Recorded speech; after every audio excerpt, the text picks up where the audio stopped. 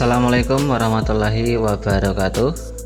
Kembali lagi di channel Pranaja Service HP. Pada kesempatan video kali ini saya share ke teman-teman di kasus J1 Mini. Samsung J1 Mini ini saya terima dalam keadaan mati ya, tidak bisa dinyalakan. Ini sebenarnya setahun yang lalu sudah masuk servis ya. Jadi ini saya terima lagi dalam kondisi mati dan tidak bisa dinyalakan, tidak bisa dicas ya. Oke, namun sekarang kita coba untuk lakukan pengecekan. Kita coba nyalakan ya. Dan ini sudah saya coba nyalakan, ternyata tidak bisa ya. Oke, sekarang kita coba untuk masuk ke recovery, dan di sini juga tidak mau ya. Angka baiknya kita coba ukur di HP-nya. Kita sambil colok cas seperti ini, kemudian kita coba lakukan pengecasan dulu, dan di sini kita lihat tidak ada tanda atau logo dari baterainya ya. Jadi ini permasalahan di Samsung J1 Mini ini mati total ya.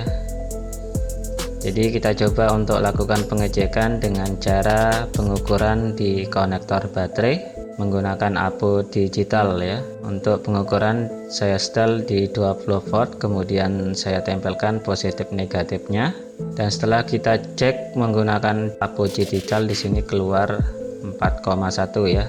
Berarti cas masuk namun tidak bisa dinyalakan atau dihidupkan ya. Dan kita akan ukur langsung menggunakan power supply, dan kita langsung tekan di tombol power. Dan saya lihat di jarum ampernya gantung di 2 mA ya. Dan bisa diperhatikan di sini setelah saya gunakan power supply, jarumnya mentok diam di 0,2 ya. Jadi ini HP-nya gantung. Ini yang menyebabkan HP ini menjadi mati ya, jadi tidak bisa dinyalakan. Setelah saya cek menggunakan power supply, ternyata di jarum ampernya gantung 0,2 ya, kalau tidak salah tadi saya lihat. Dan kita akan lakukan pengecekan terlebih dahulu di bagian dalam mesinnya. Sebelum itu kita akan panasin dulu di bagian depannya ya, di LCD nya, karena untuk membongkar J1 Mini dari atas ya, itu juga kita pisahin dulu dari TS nya seperti ini. Dan kelihatan untuk fisik dari TS nya hancur seperti ini ya. Jadi pesan dari yang punya juga, bila HP ini normal maka minta digantikan untuk touchscreen nya ya. Jadi mau tidak mau ya harus pecah di pinggir-pinggirnya ya, karena kondisi dari TS nya sudah retak seperti ini. Jadi saran saya untuk touchscreen yang normal bisa dicongkel dengan hati-hati ya, karena ini berhubung untuk touchscreen nya sudah keadaan seperti ini ya. Jadi mau tidak mau ya harus pecah ya. Jadi ini kita pisahkan dulu atau kita congkel dulu di bagian touchscreen-nya. Jangan langsung dari bawah ya, karena disitu masih nyangkut di bagian tombol home-nya, ada apa ya, dudukannya di situ ada bautnya. Kita tidak bisa langsung copot LCD-nya ya, melainkan dari touchscreen terlebih dahulu, kemudian kita copot untuk touchscreen-nya terlebih dahulu, baru kita congkel LCD ya. Jadi seperti ini cara buka Samsung J1 Mini ya. Utamakan dulu di bagian touchscreen, kemudian LCD ya. Nah, ini sudah pecah atau retak karena memang fisik dari touchscreen ini sudah retak ya. Jadi mau tidak mau ya kita terima apa adanya ya. Jadi berbeda sekali jika kondisi dari touchscreen-nya tidak retak seperti ini, ya kita santai saja ya untuk copot di bagian touchscreen-nya, karena ini sudah retak. Jadi mau tidak mau ya kita mesti ganti, karena ini permintaan dari usernya. Jika normal kita gantikan ya untuk touchscreen-nya. Saya juga pernah konfirmasi ya, sebelum saya eksekusi ya saya jelaskan dulu ya, karena kondisi dari touchscreen-nya sudah retak seperti ini. Jadi tahap pencongkelan ya harus terima apa adanya ya. Jadi ini sudah saya pisahkan, tinggal kita buka dari penutup soket LCD ya.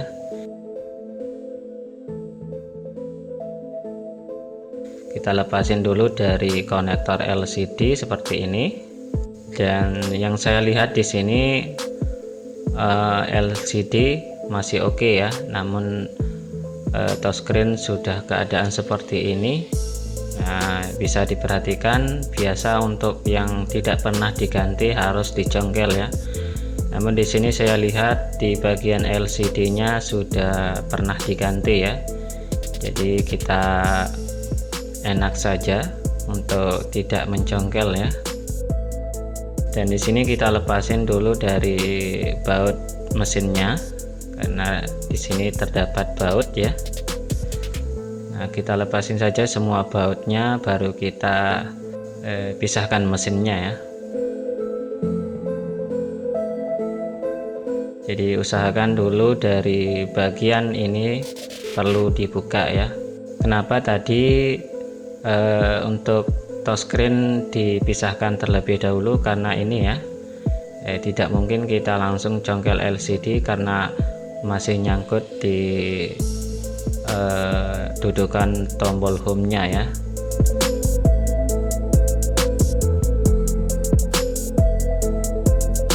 Oke, ini sudah kita pisahkan dari tulangan belakang.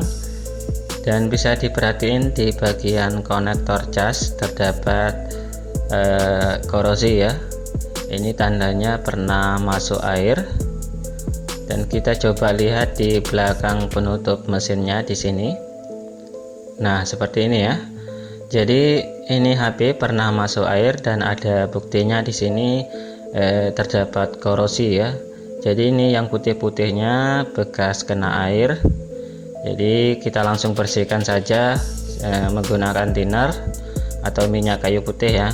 Di sini saya menggunakan thinner untuk membersihkan mesinnya. Dan ini bisa diperhatiin untuk komponen yang tertutup sama korosi bisa kita bersihkan seperti ini. Jadi untuk HP yang kena air ya identik sama short ya. Jadi ini sudah jelas di bagian komponennya terdapat korosi. Jadi kita sudah bersihkan seperti ini, kemudian kita keringkan menggunakan lap supaya cepat kering ya. Bisa dipanasin juga menggunakan blower. Dan ini di bagian komponennya sudah saya bersihkan. Dan kita langsung cek menggunakan power supply apakah jarum ampernya normal atau tidak, atau sudah tidak gantung lagi. Ya, saya tekan tombol power dan saya lihat di jarum ampere power supply masih terjadi gantung ya. Jadi ini walaupun dibersihkan tetap tidak bisa normal karena masih terjadi gantung sama seperti tadi. Ya, kita akan pastikan dulu dengan cara pengukuran menggunakan APO digital ya. Di sini saya setel di setelan buzzer dan kita akan menentukan komponen mana yang short ya. Di sini saya ukur di area yang terdapat korosi tadi. Di sini untuk komponennya saya ukur dan ini saya bolak-balik. Jika dua-duanya ngeground berarti itulah yang menyebabkan HP ini jadi mati total ya. Di sini saya setel juga di kali 1. Langsung kita tempelkan jarum merahnya di ground, kemudian untuk hitamnya digunakan untuk mengukur ya.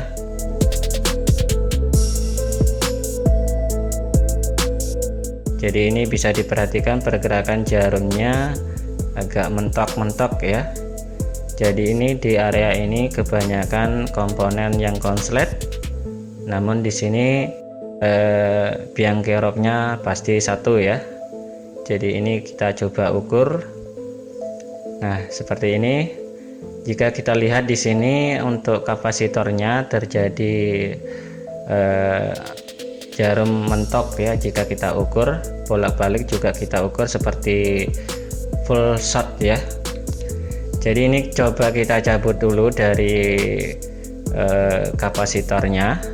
Jika kapasitor sudah kita cabut, kemudian masih ada konslet, berarti dari IC nya ya.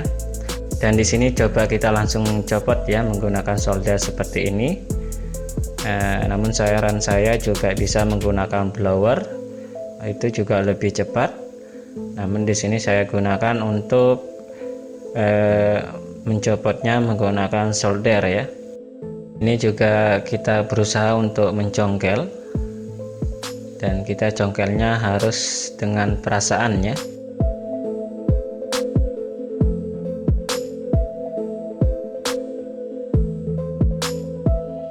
Nah seperti ini sudah saya cabut ya dari kapasitor yang menandakan konslet tadi. Nanti kita akan coba cek ya apakah setelah saya buang dari kapasitornya masih terjadi konslet atau tidak ya. Dan ini langsung kita ukur kembali di kapasitor yang konslet tadi yang kita buang ya. Kita akan ukur di bagian komponen yang lain apakah terjadi konslet. Dan ini kita ukur satu-satu ya. Nah seperti ini. Dan kita ukur di sini masih terjadi konslet ya. Nah ini sepertinya masih terjadi konslet. Jadi kan sudah kita buang untuk kapasitor yang mencurigakan tadi, dan setelah kita buang ternyata masih terjadi konslet ya. Oke, kita akan menentukan. Kita coba langsung hubungkan menggunakan power supply. Kita tekan power, kemudian kita lihat di jarum ampernya, dan di sini masih terjadi gantung ya, jadi belum normal di ampernya. Jadi di sini kita akan lakukan pengecekan lagi, karena di sini saya raba di bagian CPU MMC terjadi panas ya. Jadi mungkin di sini untuk IC yang dekat kapasitor yang konslet tadi, mungkin IC-nya yang konslet ya. Di sini kita langsung lakukan rehot di bagian IC, karena sebelum kita cabut dari IC-nya bisa kita rehot terlebih dahulu. Ini supaya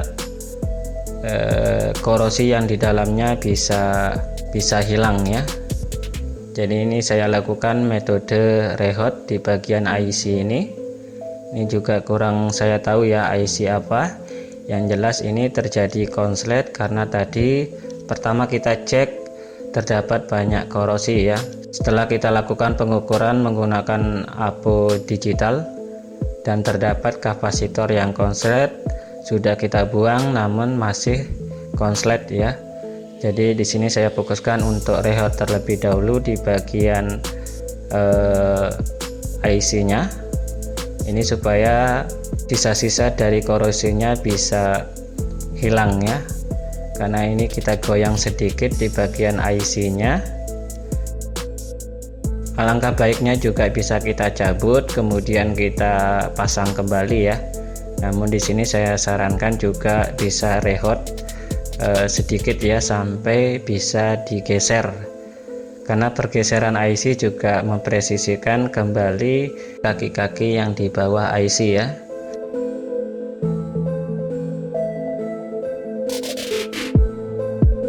Oke, ini sudah saya dinginkan, kemudian kita coba langsung tes lagi menggunakan power supply. Apakah HP ini normal setelah kita lakukan rehot seperti tadi? Dan kita langsung hubungkan menggunakan power supply, dan kita langsung tekan tombol power ya. Kita lihat di jarum ampernya.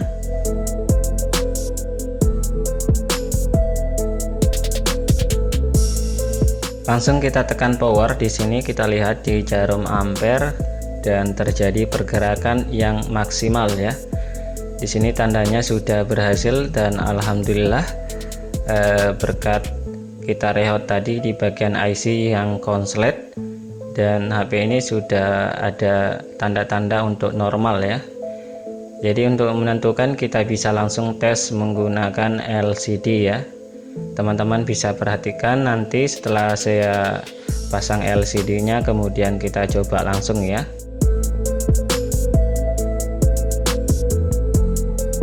Nah, ini sudah saya pasang untuk LCD nya, kemudian kita sambungkan kembali di situ. Kita langsung coba tekan tombol power ya. Dan alhamdulillah ya, sudah mantap, dan ini sudah ada tampilan ya, display. Nah, ini sudah ada tampilan, kemudian kita tunggu proses bootingannya. Jadi LCD ini seperti ini ya, kena air juga. Jadi LCD ini parah sekali karena ada percikan air dan menyebabkan bergaris seperti ini ya. Jadi ini sudah bisa normal, namun LCD nya tampilan seperti ini ya. Jadi yang jelas di sini untuk komponen yang short tadi sudah hilang. Saya rabat juga di bagian CPU nya terjadi panas ya.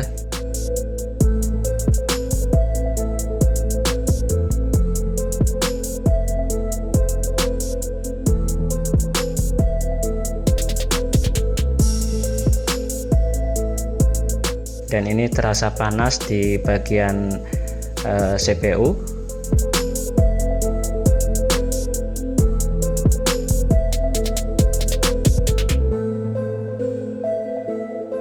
Nah, seperti ini, mati lagi ya. Jadi hidup lagi. Mungkin ini kenanya di bagian MMC ya. Jadi ini sudah bisa nyala, namun ada kendala baru ya. Ada masalah baru. Tadi ada tampilan, setelah itu HP ini restart kembali ya. Jadi sudah saya fokuskan di bagian komponen yang short tadi, dan hasilnya juga sudah membaik ya. Jadi ini kita coba untuk cari persamaan untuk kapasitor yang ada di bangkean. Dan mungkin untuk kapasitornya saya pindahin dulu ke HP yang satunya ya. Dan ini untuk PCB yang sudah bengkok tidak terpakai, dan kita langsung pasang lagi ya. Di kapasitor ini sudah kita pasang, dan apakah masih restart kembali. Setelah saya pasang kembali untuk komponen atau kapasitor yang sudah saya buang, dan ini juga IC nya sudah saya rehot. Kita akan cek lagi setelah saya pasang untuk kapasitor di bangkean, saya cabutin, dan kemudian saya pasang di HP yang bermasalah ini ya. Oke, sekarang kita coba untuk nyalakan kembali ya, apakah masih tetap restart setelah kita gantikan dari komponen atau kapasitor yang kita buang tadi, dan masih bisa hidup seperti ini. Dan kita tunggu apakah masih restart kemudian hidup kembali. Biasanya setelah logo Samsung seperti ini restart ya. Jadi dua kemungkinan juga, kenanya di bagian MMC dan CPU ya. Jadi sudah saya raba tadi agak panas sedikit di bagian CPU nya, atau MMC bisa kena di bagian itu ya. Dan ini langsung restart kembali ya. Jadi di sini untuk komponen yang short tadi tidak panas lagi, melainkan di CPU nya panas, di sini MMC nya juga panas ya. Oke, mungkin cukup sekian untuk video kali ini karena terlalu panjang. Mungkin di lain waktu atau di video lainnya saya buatin lagi ya, apakah bisa lanjut untuk kasus yang seperti ini. Oke, cukup sekian, semoga bisa membantu dan bisa bermanfaat, dan saya akhiri saja. Wassalamualaikum warahmatullahi wabarakatuh.